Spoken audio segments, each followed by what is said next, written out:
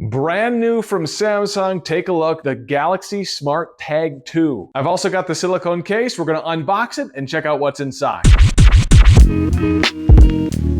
Check it before you wreck it. I'm Kirk, and check out what I've got. The brand new, just announced Samsung Galaxy SmartTag2. I've got a silicone case that goes along with it as well. So today, we are going to unbox the new product from Samsung so you can see what's inside the box. Let's take it to the table. Here you go, the Galaxy SmartTag2 and the silicone case. We will start, of course, with the SmartTag2.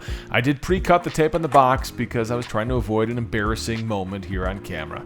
So let's slide it on out and see what's inside. And frankly, not a lot is going on here. It's a pretty simple device. We do have a quick start guide which shows you how to eject the battery, which theoretically you won't need to do until about a year in.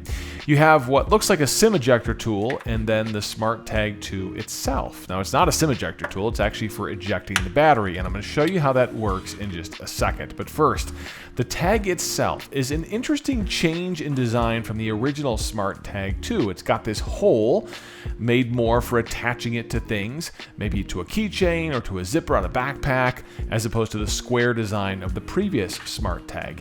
You'll notice this little blue piece of tape sticking out from the bottom, and it is essentially a piece of plastic that you pull it out and it activates the battery. It protects the battery from actually being wasted while it's in shipping or sitting on a store shelf.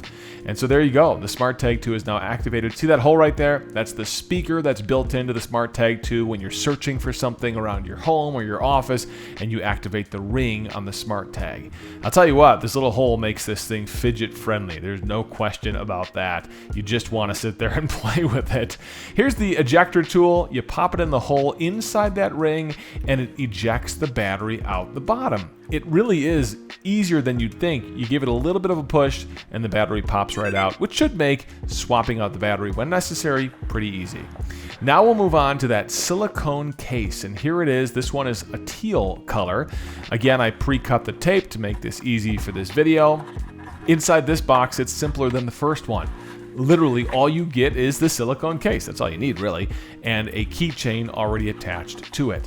And so the silicone case just has a couple of slits in the top for sliding the actual SmartTag2 into the case itself. You've got a hole there for that little speaker. You've got a hole for the giant hole in the SmartTag.